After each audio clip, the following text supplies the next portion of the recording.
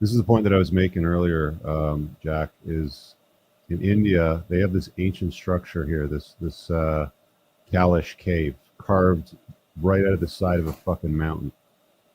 Vast Right. quantities of stone were removed. Everything is carved to intricate perfection. This was not assembled. This was carved out of the mountain. So everything you see here carved out, the windows, the doors, everything was carved out of solid rock. Why is there no record of any of these ancient structures in any of the biblical texts? Well, fair question, right? Right. Well, Yeah. sorry, could I? Like, Sorry, Jackie. this is phenomenal. Like, this is phenomenal. Look at it. It's Yeah. massive. They carved out of the side of a fucking mountain. Why is there no reference to things like this in ancient biblical texts? Well, I mean, like they don't have to. Like, it wasn't relevant to the text. I'm guessing, though, right? I mean, I'm sure. Are you serious, dude? Like, did you see the size of the fucking thing and how they like? Go watch a documentary on the vastness of structures like this, like the pyramids, like Baalbek. Like, go back to like. There's no reference to any of this in any of the scripture. It's about some guy staring at a burning bush or the ocean being parted. Like, why is there no reference to these giant structures that existed back then? Well, they did actually. I mean, a lot of the ancient cultures that were in that region, they just identified them as enemies. Like the Assyrians, the Babylonians, all that stuff. All these groups of people made great, like fantastic structures. All these ziggurats and everything. I love ziggurats. Like there's all these amazing structures that predate Christianity, and Judaism even that the Bible does reference, but they just make all their gods, which are all pretty much, if you look at them, they're all sky and storm gods that do fertility and harvest, and they're the same damn god. They're all like this, and that's why atheists make fun of sky god. I think it's a great thing. It's like, oh, well, of course, your father would be in the sky, right? That makes perfect sense. It's just a repeated theme because all these cultures had a very similar god, and so, because they were competing with the biblical gods, they just make all those gods into demons, like later, or like that they say that their corrupt cultures are corrupt or whatever. And so a lot of those things are mentioned. They probably didn't have knowledge going the whole way deep into India.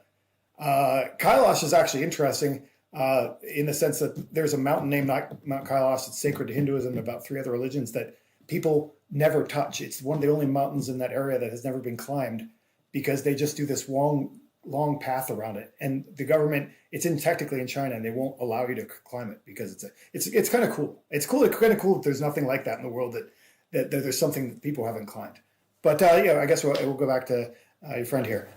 Yeah, and there's some too that it's a matter of practicality in that, like you mentioned Egypt and the pyramids, why that wasn't mentioned in the Bible. And there's a very specific reason in that they were enslaved by the Egyptians. That was kind of the main thing with the Exodus. Right? Yeah, but there's no explanation on how the pyramids were built. It's impossible for human beings to move quarried stone from that distance, even to that height. There's only 4 cranes that exist today that can move stones that large. Yeah, but I mean, I guess them up to move them from one spot to another. Yeah, and again, like these are techniques that may have been lost to time, but you're telling me that Jewish people quarried these stones and made the fucking finishing so fine you can't even slide a razor blade between them and lifted them 9 stories up, and they weigh hundreds of tons. You know what I mean? Like, why is there no reference of like the pyramids are in the biblical region where they talk, about a lot of these episodes, the burning bush, the parting of the Red Sea, and all that sort of stuff. Like, it's in the region. They talked about Moses leading the Israelites from that region. Like all the slaves and the locusts and all the sort of stuff that happened around there. But there's no reference of these giant, massive structures called the pyramids in the biblical text. Does that mean that they didn't exist back then? I don't know.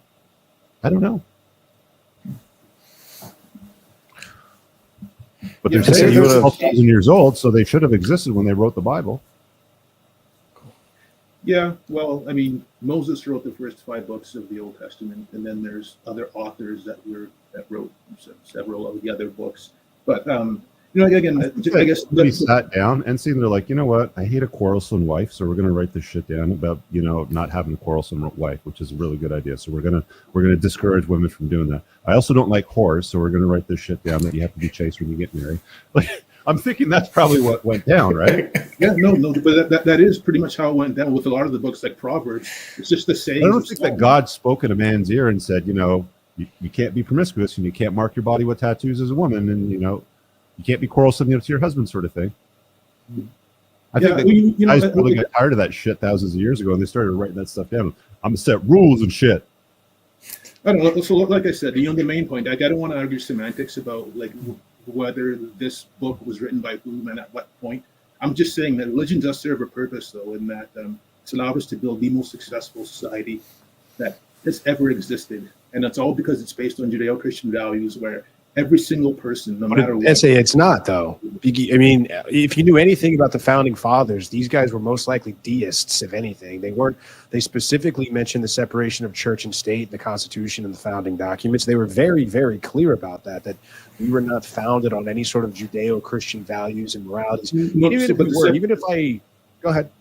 Separation of church and state. That's not what that means. What that means is that there was a British. No, that there's not a sponsored religion. There's not a government-sponsored religion. But it was exactly. It was. But there's no mention of we are raising people or guiding them as the Bible as our source of truth or our source of morality or anything like that in any of those written documents.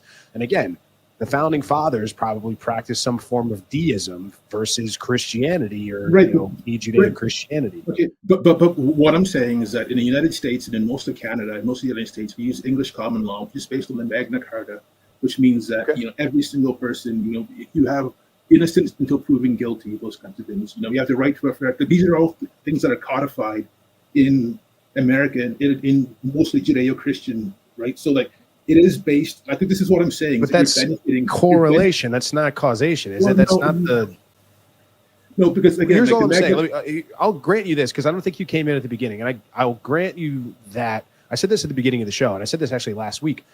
If it's a morality thing, if you need this to be a good person, or if you think it makes you a better person because of it, or you're able to make better decisions societally or in your interpersonal relationships because of it, by all means, have it. Fine, take that. Do whatever you need to do.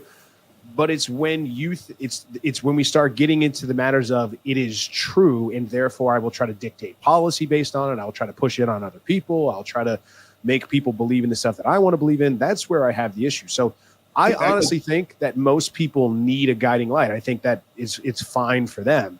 I don't think it always makes me laugh when people say, well, you can't be a good person without a belief in God. It's like, well, I'm literally doing it right now. So I don't know how that manifests itself. But I guess now what I'm saying is that you're benefiting from everybody else not coming in and stealing your shit is what I'm saying though. Right? Because everybody else has to follow these rules that again are based on Judeo-Christian values. Right? So you benefit from it. Even if it's not about you, it's about the way that the society is run. That's kind of the advantage to having a religion that way is that. All right, guys, I really hope that you enjoyed that clip. If you want to check out the full-length podcast episode, you can find that right over here. Also, make sure you visit my website over here where you'll find my supplements, the opportunity to book me privately one-on-one for coaching, and most importantly, my new School of Unplugging, which you'll find on the courses tab. Newer to the channel, hit subscribe.